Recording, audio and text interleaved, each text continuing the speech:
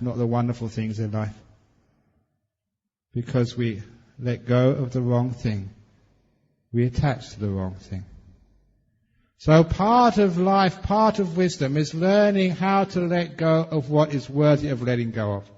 And attaching and keeping what's worthy of keeping. Just like the chicken farmer only keeps the eggs. When you know what that really means, you know when I talk about letting go, it's not letting go of everything. Sometimes people in places like Australia, in Western countries, come up to me and challenge me. They said, Ajahn Brahm, you're a monk. I said, yeah, I'm a monk. He said, you should let go some more. What do you mean? I am letting go. You should let go and wear a suit and go and see a movie and drink and have sex. Let go. Oh my goodness.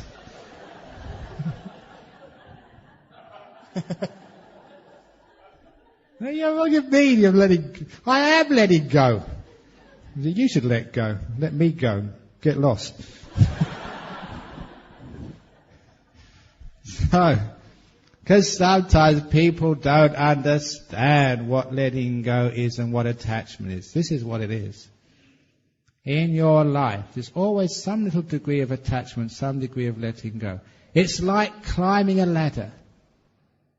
When you climb a ladder, you have to attach to the rung above you to pull yourself up. And you have to let go of the rung underneath you to pull yourself up. And there comes a time later on in your journey, the rung which you were holding on to before, now you're standing on. Now is the time to let go of that. If you let go of all the rungs, especially when you're halfway up the ladder, you know what's going to happen. You're going to slide down and get a great injury. So you have to be sensible about this, wise about what to let go of and what to attach to. A very good example of this is a story which I wrote in my book, which is a practical lesson in letting go in daily life, especially for those of you who are in business. Because this was a story of the British Prime Minister Harold Macmillan.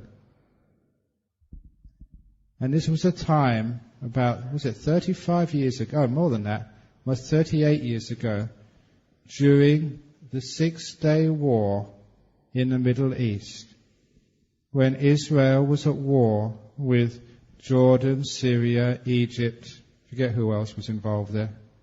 But there was this huge war in the Middle East. It was named afterwards the 6-day war, although some people have said afterwards it wasn't a 6-day war because it still hasn't finished. And at that time, someone interviewed Harold Macmillan. I think he had just retired as a Prime Minister, but he's still like an elder statesman. And someone probably like Lee Kuan Yew or something. They went over there to ask him like advice. So the newspapers interviewed this famous man, an ex-Prime Minister, a statesman, and said, what do you think about the problem in the Middle East? This was during the war. And without hesitation he said, Sir, there is no problem in the Middle East. And the reporter couldn't understand that answer. What do you mean there is no problem in the Middle East? There's a war going on as we speak. People are dying. Houses, infrastructure is being blown to smithereens by the tanks. It's a crisis there. What do you mean there's no problem in the Middle East? And quite calmly, this former British Prime Minister said, Sir, a problem is something with a solution.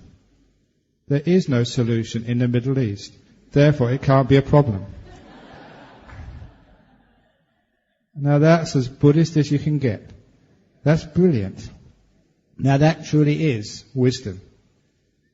Because if you are in a position of responsibility, like being a Prime Minister, or being a boss of a company, or just being like a breadwinner of a family, or being a mother, or whatever else, or being an abbot of a monastery, you can't afford to waste time on things which haven't got a solution. Why not put all your effort and energy where you can be effective on things which have a solution? In other words, with real problems. A problem is something with a solution. It's something where you can be effective. So why waste time where you cannot be effective? Basically, if you look at the situation, you can do nothing about it. It is not a problem. Do you understand what we mean there? When there's nothing to do, you do nothing, you let go. When there's something to do, you give it everything you've got. If it's a problem, you really put your effort into making the solution happen. When there's nothing you can do about it, that's when you let go.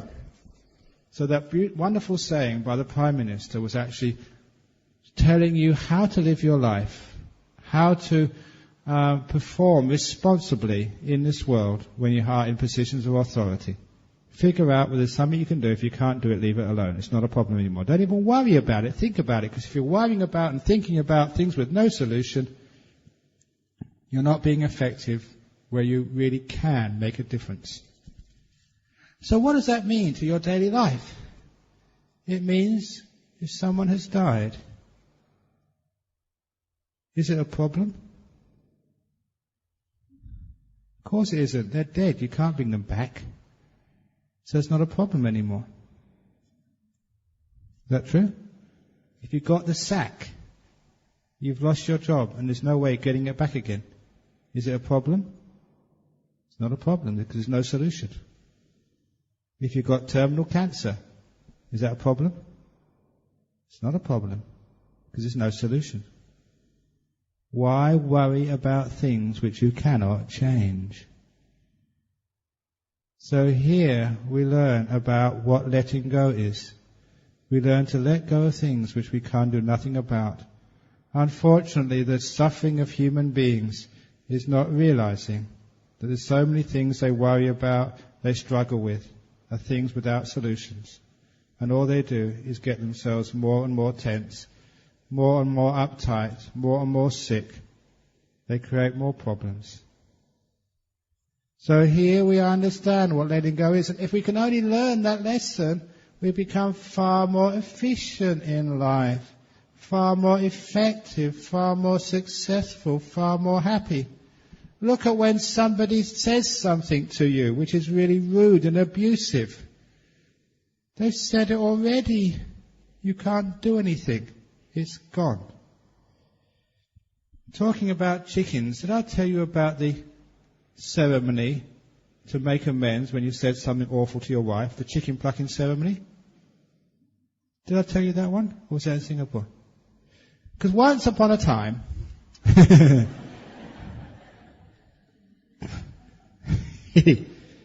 there was a man who came to a monk. He had a problem. What had happened that evening, he'd said something really mean to his wife. He'd really upset her by calling her a terrible name. And she was mad at him for doing that. So he came out of his house and he went to the monk for advice. What can I do? Can you perform some magic ceremony to almost to undo the harm which I've done? So I've said something awful to the one I love, to my wife. And I wish I hadn't have said it. Can you sort of do some ceremony to magic it away? And he said, actually there is a ceremony. It's called the chicken ceremony. It's a very secret rite in Buddhism. Have you ever had any monk here do the chicken ceremony for you? Well, this is what it is. The monk said, for this very powerful ritual, I will need a chicken. You have to have a chicken for the chicken ceremony. So he said, what I want you to do, there's still time, go to the market, buy a dead chicken. And to save time, on the way home, or on the way to the temple from the market, pluck all the feathers out of the chicken, because I need it sort of without feathers. So the man did what he was told. He didn't know why. He went to the market, bought a dead chicken. On the way back to the temple, he plucked all the feathers out and he gave it to the monk when he got there. So he handed the monk this plucked dead chicken. And the monk said, very good, now for part 2 of this ceremony, you have to come early in the morning. So he went home, the monk put the chicken in the refrigerator, and the following morning, the man came to see him. And the monk got the chicken out the refrigerator and said, okay, the way we can actually absolve your bad karma for saying that rotten thing to your wife is this.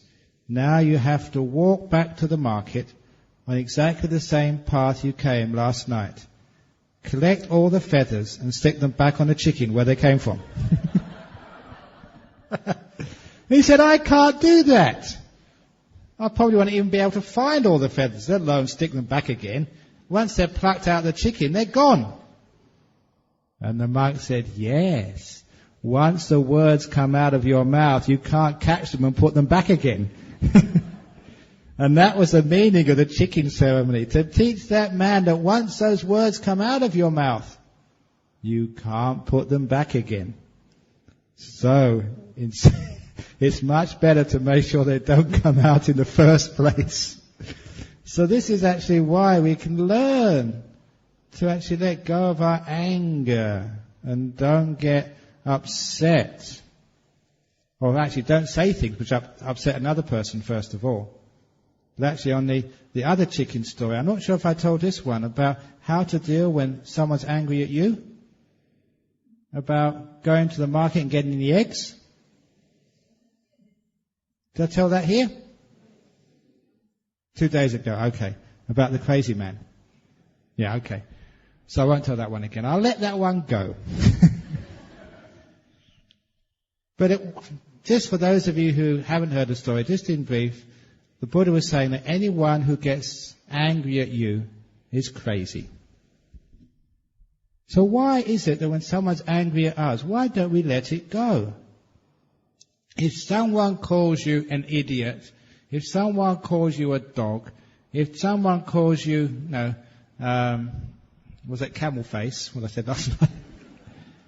Why do we get angry at them? Why do we get mad? Why do we hate them? There's 2 reasons. First of all, we believe them. If you didn't believe them, would you ever get angry at them? Someone calls you camel face, you say, I'm sorry, you're wrong. I'm not a camel, I'm a monk. So why do we get angry? It's because we don't know who we are. We haven't got that self-confidence. We believe what other people say. And because of that, we've got no self-confidence. We can't let things go. So that's why we're letting it go. They call you a name, you forget about it. The other way, the reason why we get angry is because we keep thinking about it. We don't let go of the memory of the abuse. She called me camel face. She's got no right to call me camel face. Why did she call me camel face? And you've already called yourself camel face 3 more times.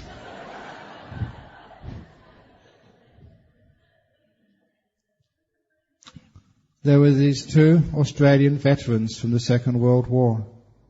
Were meeting at a reunion. They started talking about their time in the Second World War. Both had been POWs under the Japanese. Both had had very unpleasant times, seeing many of their friends tortured and killed, and even receiving torture themselves. That was a very traumatic time for many people. In their reunion, one of those ex-POWs asked the other, do you still hate those Japanese, those prison guards, who killed and tortured so many of our friends? He said, yes, mate. I can never forgive what those people did.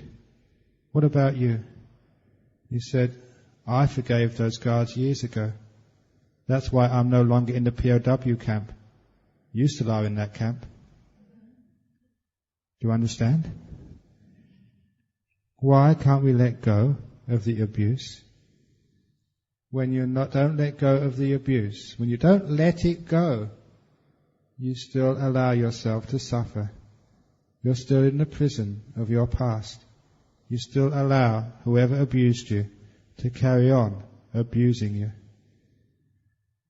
When you actually understand that saying, or that the meaning of what I just said, it's a very, very powerful teaching for you to let go of what happened in the past. Why? So you can be free in the present moment, so that you can walk on into the future with success. Too often we are prisoners of our past, and that prison has a door which is wide open. We don't have to stay inside. We can walk out any time we have the courage to do so. It takes courage to forgive, which is why monks like me give encouragement to say, yes, it's possible to do it. Many people have. Walk out and be free. And these are letting go of things which are really important to let go of. If we don't let go of these ordinary things in life, how on earth can we be happy? It's in your interest, your family's interest, your loved one's interest, your business interest, your nation's interest, and it's certainly in my interest for you to let go so you don't keep bothering with me with all your complaints and arguments and suffering and stuff like that. I want to be free as well. I want an easy life, so please let go.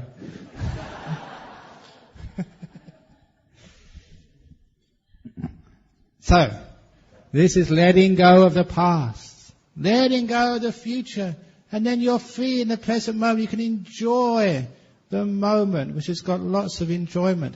And those of you who've been meditating, I've been teaching you this all the time, to learn how to let go. So what do? You sit down there and say, let go. I'm ordering you, let go. Let go or else.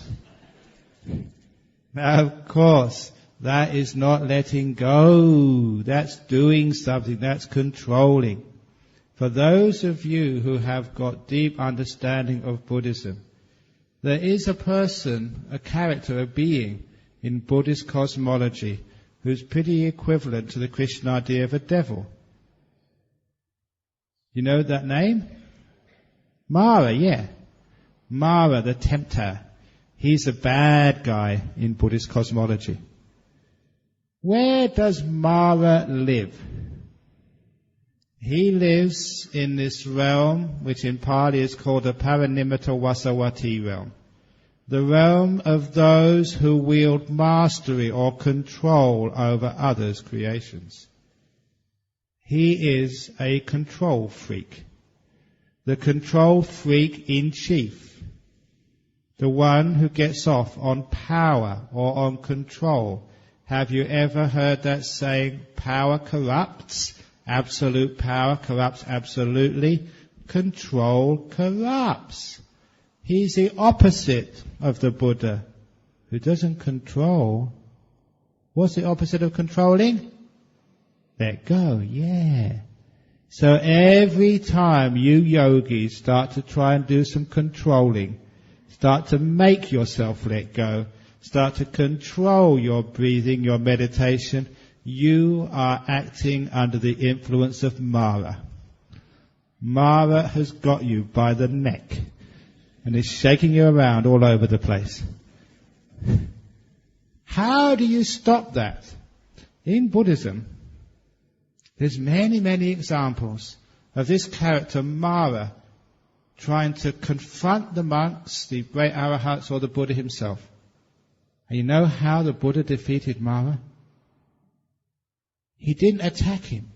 All he would do was say, I know you, Mara. And the Mara would say, the monk knows me, the monk knows me. And would slink away, disappointed, frustrated, depressed. That's all one needed to do to defeat the controller. To know Mara. So when you are meditating and you start to control, know that as Mara has come into your meditation and has stopped you letting go. Here in our meditation we want freedom from letting go. So don't do the letting go. Allow it to happen. This is actually how it works in meditation. You let go, stay